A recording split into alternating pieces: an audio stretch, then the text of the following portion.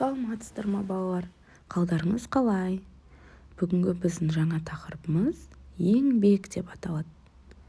Ең алдымен балалар каналды жоғалтып алмас үшін каналға тіркеліп аламыз. Ұнаса лайк басып, сұрақтарыңыз бен ұсыныстарыңызды комментарий бөліміне жазып кетсеңіздер болады. Ұмытпай тіркеліп алыңыздар. 8-ші сабақ еңбек. Жаңа сөздер: су құю, баптау, зерлеу, еден жуушы. Бірінші тапсырма: тыңда, суреттерге қара, сұраққа жауап бер. Гүл өсірсең терлеп, мұның аты еңбек.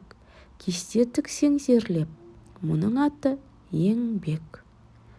Бұл өлеңнің авторы балалар Нұрхан Жанаев екен. Енді балалар, бұл өлең не туралы? Әрине, гүл өсірсек те, кесте тіксек те, сабаққа барып сабақ оқысақ та, үйде анамызға көмектессек те, егін ексек те, бұның барлығы еңбек екен, я балалар? Екінші тапсырма: жұмбақ өлеңді оқы, шешуін тап. Тазалайды, жинайды, мектепте шаң болмайды. Оқушы да, ұстаз да ол кісіні сыйлайды. Бұл кім? Балалар, қалай ойлайсыңдар? Бұл жұмбақтың шешімі қандай?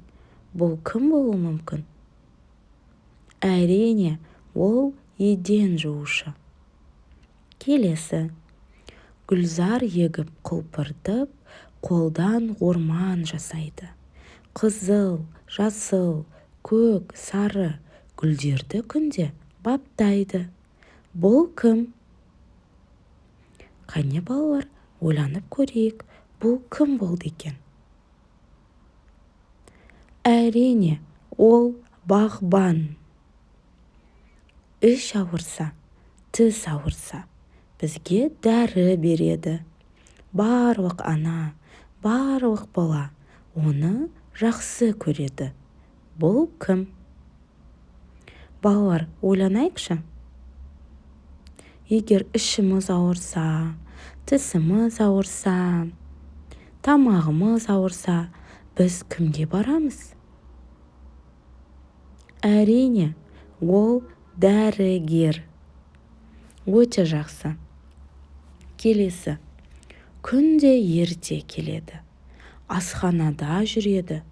Мейірімді апай бізге дәмді тамақ береді. Бұл кім? Ал балалар, ойланып көреміз.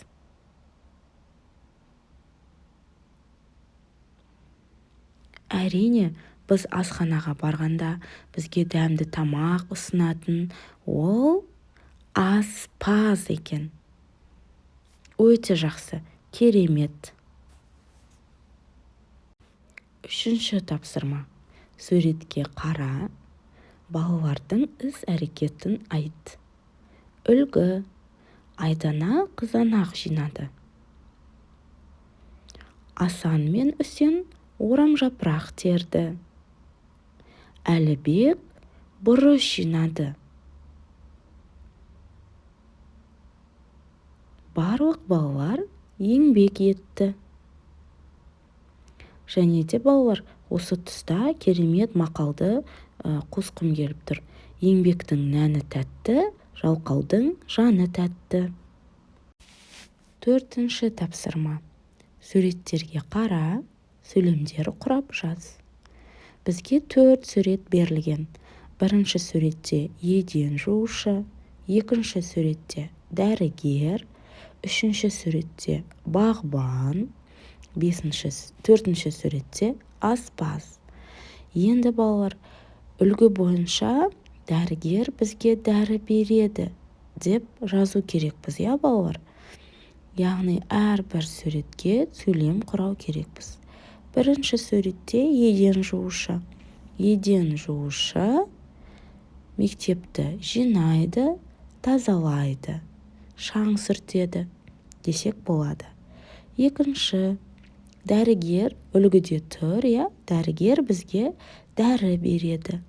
Немесе дәрігер тамағым ауырса емдейді деп жазсақ болады. Бағбан гүл өсіреді.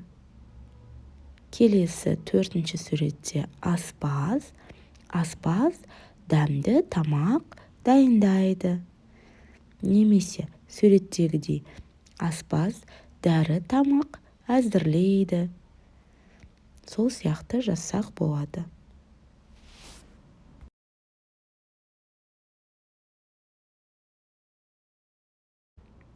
Балалар, осымен біздің сабағымыз аяқталды. Егер сабақ ұнаса, каналға тіркеліп, лайк басып, комментарий қалдыруды ұмытпа. Сау бол!